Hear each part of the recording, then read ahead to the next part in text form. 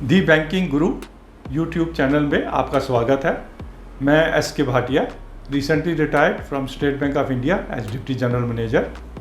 हमारे banking guru channel का objective है कि फाइनेंशियल्स और बैंकिंग रिलेटेड मैटर्स पे हम बड़े ही सिंपल तरीके से आम जनता के लिए प्रोग्राम, छोटे छोटे प्रोग्राम बना के आपको बता सकें। Today we are discussing a topic that is deferment of EMI, moratorium of EMI, that is whether we should pay our EMIs during this COVID-19 or we should get it deferred by the banks. Reserve bank of India ने लोगों को ये description दिया है कि आपके जो loans हैं उस पे EMIs इंस्टॉलमेंट्स को अगर आप नहीं पे कर सकते हैं तो आप पहले 3 महीने के लिए डेफ़र किया था, उसको एक्सटेंड करके 6 महीने तक डेफ़र कर दिया है। मीनिंग मार्च, अप्रैल, मई, जून, जुलाई और अगस्त 6 महीने की इंस्टॉलमेंट अगर बिकॉज ऑफ सम रीजंस आपकी सैलरी नहीं आ रही है, आपको इनकम नहीं मिल रही है, तो आप अगर बैंकों को इंस्टॉलमेंट नहीं भी देते हैं तब भी बैंक आप पे कार्रवाई नहीं करेंगे, लीगल कार्रवाई नहीं करेंगे। नाउ द क्वेश्चन इज़ कि क्या हमें डेफरमेंट मोरेटोरियम ऑफ EMI जो रिजर्व बैंक ऑफ इंडिया ने ऑफ़र किया है लेना चाहिए या नहीं लेना चाहिए। सबसे पहले हम लेते हैं कि हमारा सैलरी स्ट्रक्चर क्या है, हमारी इनकम जनरेशन जो हो रही है उसका क्या स्टेटस है बिकॉज ऑफ COVID-19। अगर हमारी सैलरी मिल रही है और उसमें कोई सैलरी कट नहीं है तो इट इज़ एडवाइजेबल कि हम अपनी EMIs को डेफर ना करवाएं। उसका कारण ये है कि डेफरमेंट मोरेटोरियम ऑफ EMI का इनडायरेक्ट मीनिंग है कि बैंक्स 6 महीने की EMI के रूप में एडिशनल लोन आपको दे रहे हैं।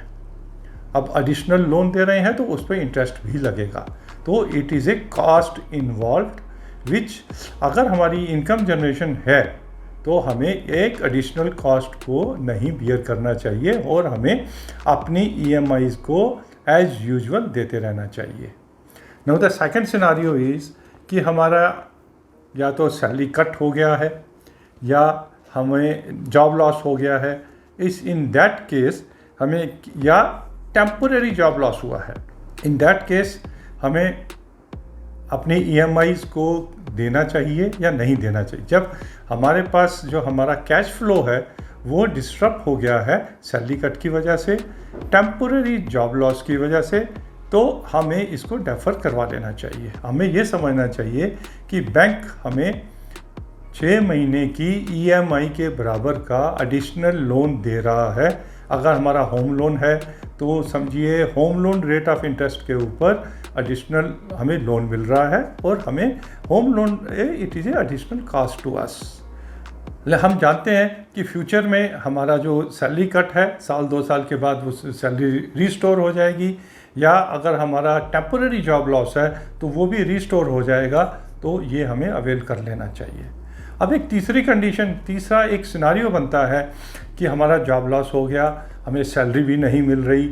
उस केस में हमें क्या करना चाहिए? इस केस में हम एक होम लोन का सिनारियो देखते हैं कि हमने होम लोन की EMI देनी है, हमारा सैलरी भी नहीं मिल रही है, हमारा जॉब लॉस भी हो गया है और फ्यूचर इज़ आल्सो अनसर्टेन कि कब हम दोबारा जॉब कर पाएंगे, हमें कब दोबारा सैलरी मिलनी चालू होगी।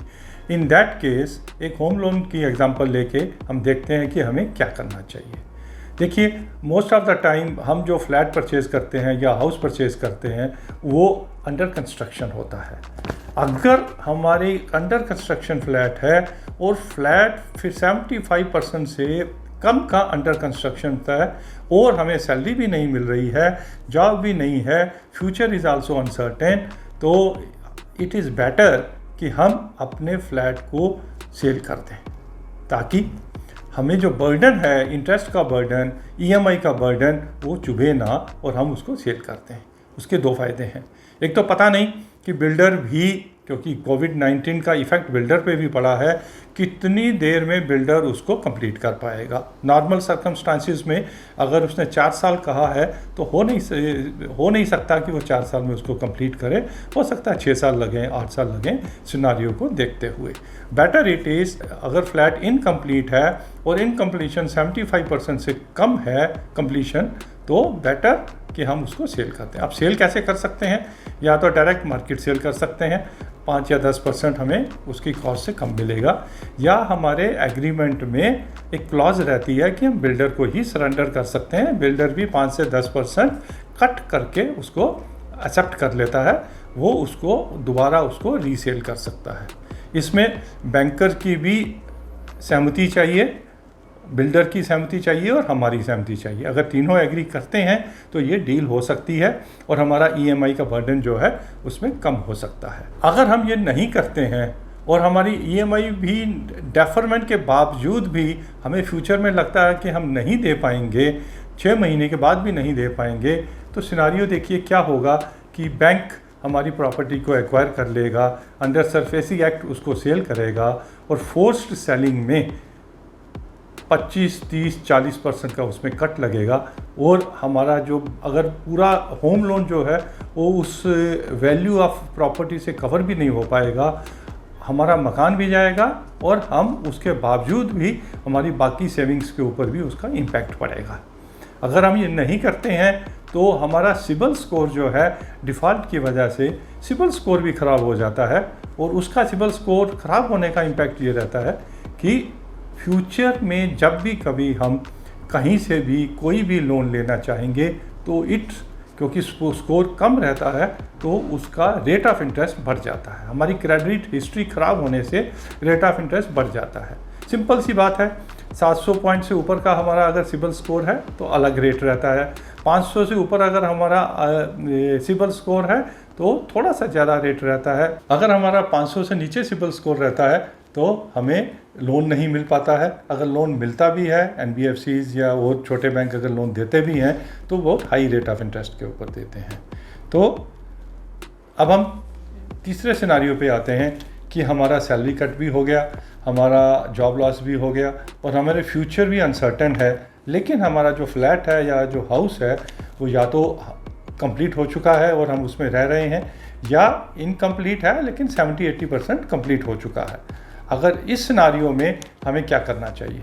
इस सिनेरियो में हमें ये मोरेटोरियम ले लेना चाहिए।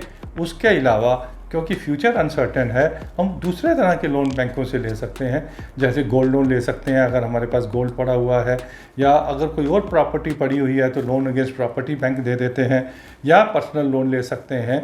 इस तरह के लोन लेके हम साल 2 साल इस तरह अपनी EMIs दे सकते हैं और उसके बाद हालात ठीक होने के बाद हम नॉर्मल EMIs पर शिफ्ट हो सकते हैं। Thank you very much for watching this video. अगर आपको ये वीडियो अच्छा लगा तो हमारे इस चैनल को सब्सक्राइब कीजिए और अपनी फीडबैक भी हमें दीजिए अपने कमेंट्स के ज़रिए, ताकि हम फ्यूचर में अच्छे प्रोग्राम आपको दे सकें। और हमें यह भी बताइए कि किन टॉपिक्स के ऊपर आप ऐसे वीडियोज़ देखना चाहते हैं। धन्यवाद।